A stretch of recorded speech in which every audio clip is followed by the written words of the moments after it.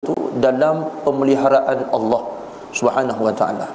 Siapa yang memperbanyakkan kalimah la ilaha illallah, siapa yang menghayati kalimah la ilaha illallah, siapa yang menjadikan la ilaha illallah itu sehingga menjadi darah dagingnya, maknanya dia setiasa dengan kalimah tersebut, kalimah tauhid, kalimah thayyibah.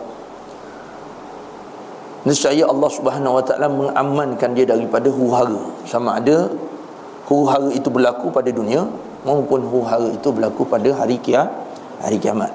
Itu keberkatan, kemuliaan, keistimewaan, kelebihan yang ada pada sebutan kalimah la ilaha illallah. Lepas tu kata ulama Sufi, sekurang-kurang menyebut kalimah la ilaha illallah itu 12,000 kali sehari. 12,000, bukan 12 kali. Jangan balik pula salah cakap pula. Ustaz cakap 12 kali, kau nak ambil yang singkat je. 12,000 kali. Di sisi para fuqaha, bacaan kalimah la ilaha illallah itu sekurang-kurang dibuat dalam satu hari 300 kali. Sebab tu bagus kalau ada majlis tahlil. Orang yang tak biasa dengan banyak berzikir pun jadi banyak berzikir dengan kalimah la ilaha illallah, sebab kelebihan banyak. Kalau orang tahulah kelebihan la ilaha illallah ni sikit daripada riwayat yang disebutkan dalam kitab-kitab. Banyak lagi kelebihan la ilaha illallah. Boleh baca Al-Adhkar Imam Nawawi pada membicarakan tentang kelebihan la ilaha illallah, ataupun syarahnya, syarah ke atas kitab Al-Adhkar. Nama kitab tu Al-Futuhatur Rabbaniyah, syarhi ala Adhkarin Nawawiyah. Satu kitab yang mensyarahkan atas kitab Al-Adhkar Imam An-Nawawi radhiyallahu ta'ala. Kelebihan la ilaha illallah, la ilaha illallah, la ilaha illallah.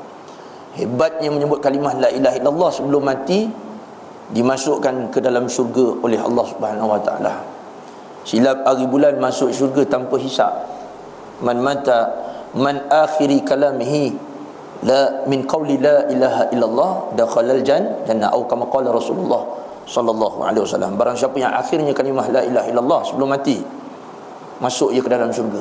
Merupakan suatu jaminan daripada Allah, jaminan daripada baginda Nabi Muhammad sallallahu alaihi wasallam. Siapa yang menyebut kalimah la ilaha illallah masuk dalam syurga. Kita tak minta duit, tak minta harta, tak minta apa-apa. Janji sebelum mati dapat menyebut kalimah hebat ni, kalimah la ilaha illallah. Allah cukupkan kita untuk dunia kita dan akhirat kita. Dunia kita bahagia, akhirat kita kekal buat selama-lamanya dalam kebahagiaan.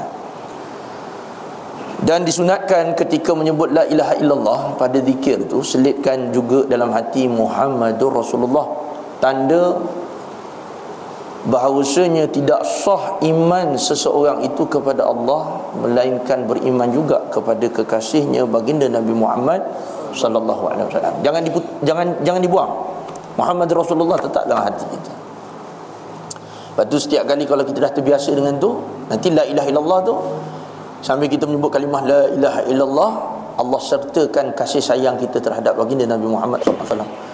Kerana tidak ada satu pintu yang boleh menghubungkan kita dengan Allah melainkan pintu yang besar itu adalah baginda Rasulullah sallallahu alaihi wasallam. Setiap masjid mempunyai pintu-pintu. Setiap masjid mempunyai pintu-pintu. Dia bukan satu pintu, banyak pintu. Betul kan? Pergi masjid besar mana pun tetap dia banyak pintu. Apatah lagi Masjidil Haram, Masjid Nabawi, banyak pintu kan? Pintu-pintu itu adalah mengisyaratkan sahabat-sahabat Nabi Muhammad sallallahu alaihi wasallam. Kerana sahabat-sahabat itu membawakan seseorang itu kepada hadrah baginda Rasulullah SAW. Mihrab yang satu itu melambangkan atau menandakan hamba nak pergi kepada Allah mesti melalui kekasihnya, iaitu baginda Nabi Muhammad SAW. Mihrab itu adalah mihrab istilah di sisi orang arif, mihrab Muhammadi, yang mana kita tak boleh sampai kepada Allah dengan kemampuan, kekurangan yang ada pada kita ni, dengan setakat apa yang ada pada kita ni, dengan penuh kekurangan dan kelemahan, melainkan kita berharapkan dengan Rasulullah SAW, baik hidup kat dunia maupun selepas daripada kematian. Jadi kita berharap dengan Rasulullah SAW. Siapa yang betul sidiknya, benarnya dengan Rasulullah, berarti ia benar kepada Allah. Sebab itu disebut dalam hadis, man ahabbani faqad ahabballah wa man ata'ani faqad ata'allah. Barang siapa yang kasih kepada aku, dia kasih kepada Allah. Barang siapa yang taat kepada aku, dia taat kepada Allah Subhanahu wa taala. Sebab apa sebutnya tu? Kasih kepada Rasulullah, kasih kepada Allah. Kasih taat kepada Rasulullah, taat kepada Allah. Menunjukkan bahawasanya beliaulah, bagindalah yang menjadi wasilah antara kita untuk sampai dan berjaya di sisi Allah Subhanahu Wa Taala. Sebab tu kita kena selawat ke atas Nabi sallallahu alaihi wasallam dengan sebanyak-banyaknya. Mudah-mudahan kita didudukkan bersama baginda sallallahu alaihi wasallam di hari kiamat. Aulan nasabi yaumal qiyamah. Inna aulan nasibi yaumal qiyamah aktsarukum alayya salah atau aktsaruhum alayya salah. Yang paling layak, yang diberikan keutamaan esok duduk dengan aku di hari kiamat, iaitulah orang yang paling banyak berselawat dari kalangan kamu. Siapa paling banyak selawat, dia duduk dekat dengan baginda Nabi Muhammad SAW. Siapa yang dekat dengan Rasulullah akan diselamatkan oleh Allah. Itu jaminan. Satu jaminan yang Rasulullah maklumkan, andai kata umatnya ingin selamat di sisi Allah Subhanahu Wa Taala, mesti pergi kepada Rasulullah sallallahu alaihi wasallam. Qul in kuntum tuhibbunallah fattabi'uni yuhibbukumullah wa yaghfir lakum dhunubakum wallahu ghafurur rahim. Katakanlah wahai Nabi Muhammad sallallahu alaihi wasallam, sekiranya kamu kasih kepada Allah, maka ikutlah aku. Aku di situ ya mutakallim tu, fattabi'uni, ikutlah saya tu, merangkumi syariat akhlak Rasulullah sallallahu alaihi wasallam. Ada rasa nak ikut Rasulullah tu pun dah bahagia dah. Belum buat lagi, ada teringin nak ikut sunnah Rasulullah, nak guna sunnah Rasulullah, nak junjung sunnah Rasulullah, itu dah bahagia dah isyaratnya. Yuhibbukumullah, nescaya Allah akan kasihkan kamu, wa yaghfir lakum dzunubakum, Allah akan mengampunkan kamu. Kerana dengan mengikuti Rasulullah itu, Allah kasih dan Allah ampunkan dosa kamu. Apa tak nak? Ya memang nak. Tapi makan pun tangan kiri, macam mana? Minum air pakai tangan kiri, masuk tandas tak baca bismillah. Yang biasa-biasa kita buat selalu ni. Nak tidur, ada baca bismillah, bongkang tidur. Kalau tak diingatkan, tak baca. Tapi rasa diri macam dah layak masuk syurga. Satu-satu kita tinggalkan sunnah Rasulullah sallallahu alaihi wasallam. Sepi dalam kehidupan kita daripada mengingati baginda, tiba-tiba rasa macam boleh masuk syurga. Itu angan-angan kosong yang dibuat oleh iblis dan syaitan. Iblis dan syaitan, selagi kita tidak menjunjung sunnah Nabi sallallahu alaihi wasallam, tak ada jalan-jalan cahaya-cahaya ni. Cahaya di hujung terowong pun tak ada, kalau bukan kerana mengikuti baginda Nabi Muhammad sallallahu alaihi wasallam pada asas dan dasarnya untuk mendapatkan kebahagiaan di sisi Allah Subhanahu wa taala. Apa pun sunnah atau sesuatu perkara yang selari dengan sunnah. Perkara yang selari dengan sunnah. Contoh, di zaman Rasulullah sallallahu alaihi wasallam tak nampak berkumpul buat kenduri apa semua ni. Tapi oleh kerana kita buat kenduri nak menghimpunkan masyarakat supaya hubungan kita sesama Islam ni lebih dekat, kemudian kita mengadakan di dalamnya makan-makan, kemudian kita baca Quran, baca hadis Rasulullah dan sebagainya, itu selari dengan sunnah Rasulullah SAW, pun dapat juga kelebihan dan kebaikan. Contoh, buat maulidur Rasul SAW, niat buat apa? Buat maulid. Dalam maulid tu ada apa? Ada baca Quran, ada baca hadis, ada cerita tentang sirah Nabi SAW, mengeratkan silaturahim antara bainal muslimin, di antara sesama Islam, ada tausiah, ada tazkirah, ada peringatan-peringatan, nasihat-nasihat, bawa manusia mengingatkan kepada syariat agama Allah, patuh kepada syariat, menjunjung sunnah-sunnah Rasulullah SAW. Walaupun dia tak pernah dibuat di zaman Rasulullah sambutan maulid tu, tetapi dianggap baik di sisi agama kerana selari dengan panduan Al-Quran dan hadis.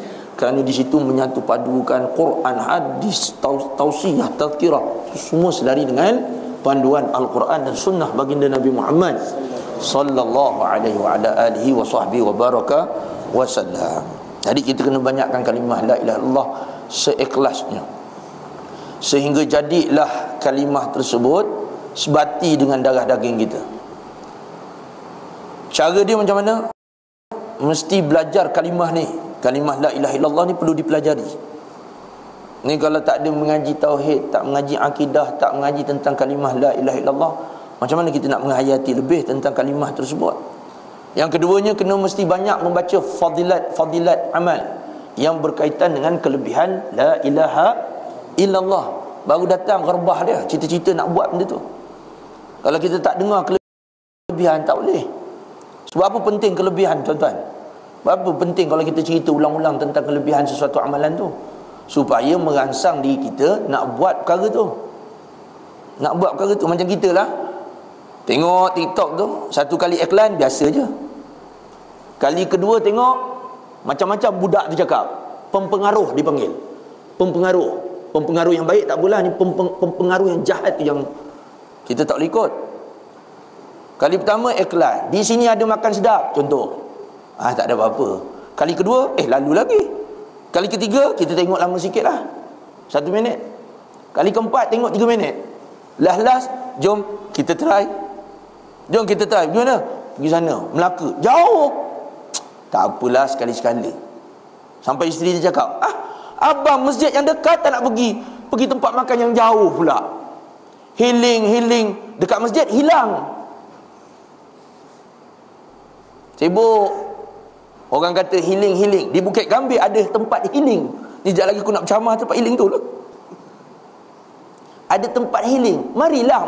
Kalau macam gitu mengajak orang pergi berjemaah, Masya Allah, diberi pahala oleh Allah. Marilah kita berjemaah. Betapa besar kelebihan orang berjalan. Allah ampunkan setiap daripada langkah itu tu. Binatang di laut, di darat mendoakan bagi orang yang berjalan menuju ke masjid. Syurga balasannya. Dibuatkan. Pempengaruh tu buatkan satu iklan banyak kali. Orang tak bayar pun tak apa, tapi dia suka mengajak orang pada kebaikan. Yang kadang-kadang ajak healing tempat-tempat yang macam tu, tiba-tiba kat masjid surau tak healing, jadi hilang, tak nampak. Lebih baik kita ni kalau ada kelebihan boleh mempengaruhi orang, pengaruhkan pada tempat-tempat yang baik. Tempat-tempat yang boleh memberi keuntungan bagi agama kita. Maksudnya kita yang beragama Islam ni jadi beruntung kerana terpengaruh dengan benda-benda yang baik.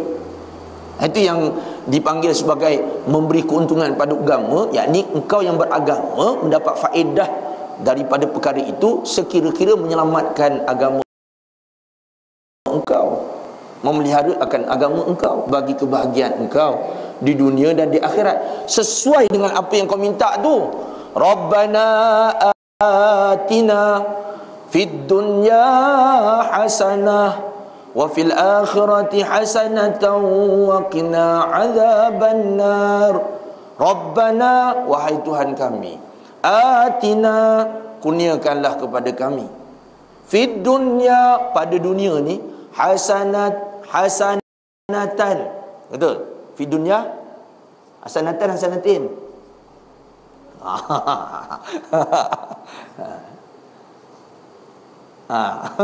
Lah. Fid dunya, nak selamat, matikan je ujung tu, hasanah.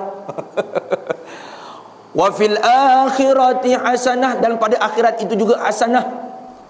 Wa qina adzabannar, dan selamatkanlah kami daripada api neraka. Jadi yang engkau pergi biar tempat yang baik-baik, barulah nampak sesuai dengan doa engkau tu, minta yang baik-baik. Tapi apa yang kau minta kalau baik, tetapi yang kau halakan diri engkau tu ke tempat yang jahat, tak jadi wa qina adzabannar tu. Yang kata peliharalah kami daripada api neraka, engkau pergi ke mana tu? Pergi ke mana tu? Katalah tempat haram, na'udzubillah min dzalik. Jadi hukumnya adalah haram. Minta dengan Tuhan wa qina adzabannar, tapi cara engkau macam tak nak masuk syurga, na'udzubillah min dzalik.